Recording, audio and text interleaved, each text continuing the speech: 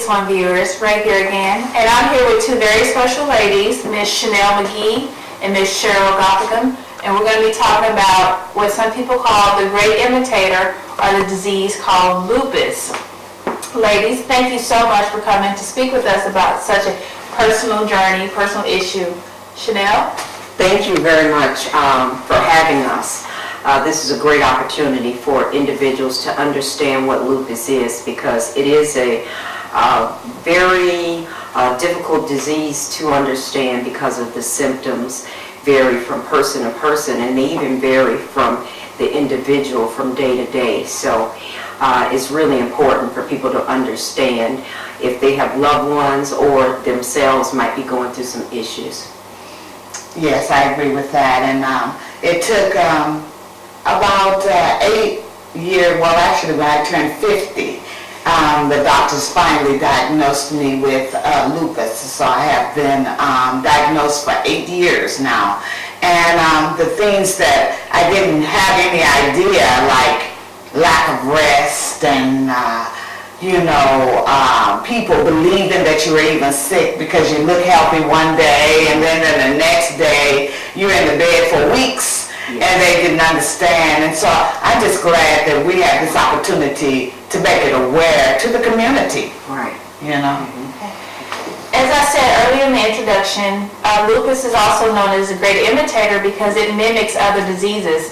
So before we get into the physiology of the situation or the disease, it's important that if you think that you may have lupus, you could easily be misdiagnosed. But I want to urge you to advocate for yourself and, urge your doctor, your specialist, your endocrinologist, whoever you are seeing, to look, further and deeper into the issue. Shanel here is a 25-year survivor and Cheryl is 8 years. But we want to talk about the physiology, that lupus is an autoimmune disease. Yes. Right now there's no cure, but the symptoms can be treated, and it affects African Americans more adversely than any other group. Yes. So do you ladies want to give our viewers a little bit more about the process of lupus and, explain autoimmune a little bit better in case someone doesn't know? Yes. Well, autoimmune disease, your body attacks itself. So with lupus, it can attack any part of your body. So what happens is, in a normal system, when there's an invader like a flu or a virus or illness, then your body knows to attack it, to get rid of it. But when you have autoimmune disease, your body kind of goes out of whack, and it tells itself that this is an invader when it really isn't. So for myself, my spleen started destroying all my platelets and almost bled internally. I couldn't brush my teeth because my mouth would fill up with blood. If you touched me, I would bruise. So they end up having to remove my spleen. So that's how lupus can cause problems in every area. When I say every, I mean eyes. I went bald for a while, but thank the Lord, look. Well, you look still like a little bald, but it really is. It is a lot to deal with, and that's why it really is wonderful that you all are doing this show, because we need people to get out there, get the word out, to understand what lupus is about and what the challenges are. Yeah, I agree. And lupus is attacking my kidney. It was, of course, normal, and then once lupus started attacking it, now it's functioning at 31, and right now, for the last 6 months, it has stayed at 31. It has been as low as 21, but we have been on medication, a lot of medication while you have lupus, and it has strengthened. I'm so grateful for that. But it also has attacked my eyes, my hair, my skin, any part of your organs in your body, it can attack. Yeah. Lupus is quite devastating. And as I stated before, it is very prevalent in the African American community and other melanin-filled ethnicities. But I would like to talk about what can I do, because lupus, as you were saying, it varies. The symptoms vary. You know, you could be up bowling and then 10 minutes later, you know, you're passed out because you're exhausted. You know, you can't function anymore. What can I do to support you? Or what can I do to help you through this journey? I would say if you know of anyone who has lupus, friends, family members, is definitely to get insight as to what does it look like for them and what support looks like for them. For me, support looks different depending on what's going on. Sometimes support means people have to come over and cook dinner for me or cook meals so I don't have to get up, or other people have to go to the grocery store for me. Sometimes drive me to the doctor. So it really just depends on the difficulty for that day or for that week. You know, I said sometimes I'm good, all's good, and then other times it's a month in bed. And like I said, you know, it's very difficult when you don't have support. Fortunately, I've been blessed to have that support, but when you don't have support and people don't understand, depression is very high in lupus patients because there's a lack of that support and a lack of that understanding, because it's real difficult to understand how could you be very active 1 minute and then the next minute you're in bed saying you're sore or you're hurting or your joints. You know, it's difficult to comprehend. So oftentimes people are not believed, or they're accused of faking the situation, or they are hypochondriac.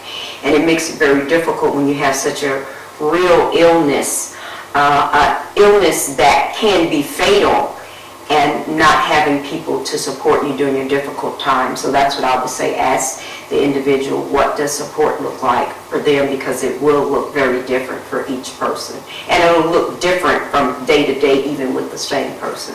I agree with that, and I also believe that if you're married, you know, have your husband or boyfriend go to the doctor with you, so that they can hear the realism of it. Because, you know, a lot of times people say, oh, I'm tired, you know. And I was talking to my sister right here, and I was thinking about how, you know, we have been taught that resting and not doing anything that day, you're kind of called lazy. But when you can't, you know, you kind of have that two-edged, so you want to, but you can't, you know. And so I think that, just like my sister said, is just have an understanding, or try to have an understanding. Nobody understands until you go through it. But I think if they just try to have an understanding that, okay, she's tired, let's back off. What can I do? Maybe I just, you know, see if she needs some food or whatever. But spouses really need to go through the whole thing with you to understand it. And also, like Cheryl was saying, I know for me, because, you know, we're told if we don't get up and you don't do, you're lazy, you're just being a bum.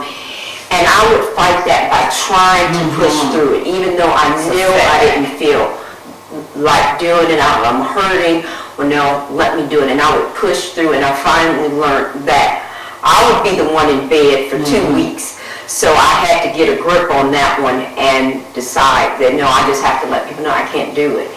And my friends used to call me non-committal, because I wouldn't commit to anything because I didn't want to go back on my word. So now they know, well, if she's feeling okay, she'll go, and if not, she won't. But it's just that stigma of being lazy and just not wanting to do Understanding. something. Yeah. Getting understanding, I think, is supportive.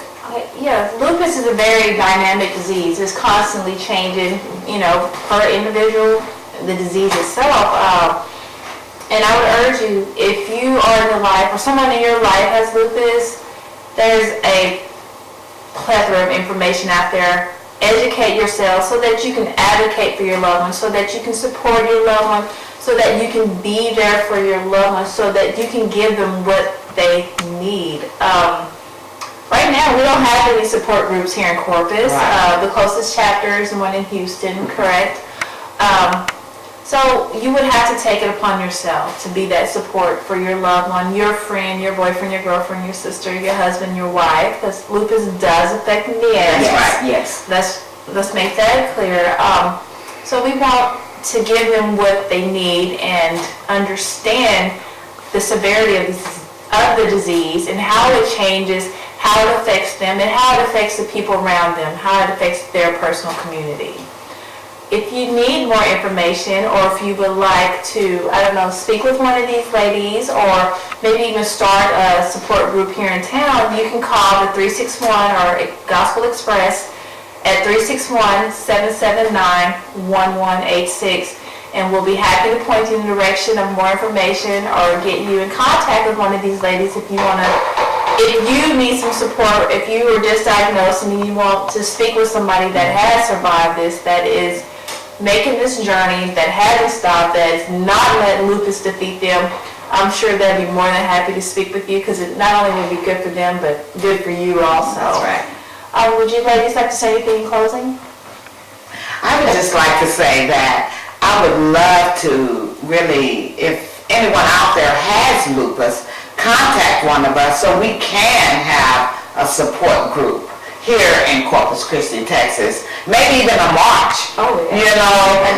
Whatever it takes so that we can get the word out, because it is so important. I believe there's sisters and brothers that have lupus and don't have a clue, that they have it. So, we can kind of tell them what the symptoms or whatever. Maybe we can even help them direct them to a doctor, here in town. So that's what I would love to see here in Corpus Christi. Also, I echo that, because the biggest thing is the support. And sometimes when you know that something's going on with your body and you go to doctors and they can't figure it out, it can make you feel like you're going crazy. It can make you doubt yourself. So to have individuals who've gone through this and can help you through some of the pitfalls of the illness before you're being diagnosed or in the process of finding out what's wrong, to have that support is absolutely paramount. So we would love the opportunity to help you go through what you're going through and know that you're not alone. Well, I want to thank you ladies so much, Cheryl and Shanel, for sharing with us. Hopefully we've reached someone, we've helped someone, and they'll reach out to us, and we can make things a little bit better for them. This has been a 361 production. Thank you.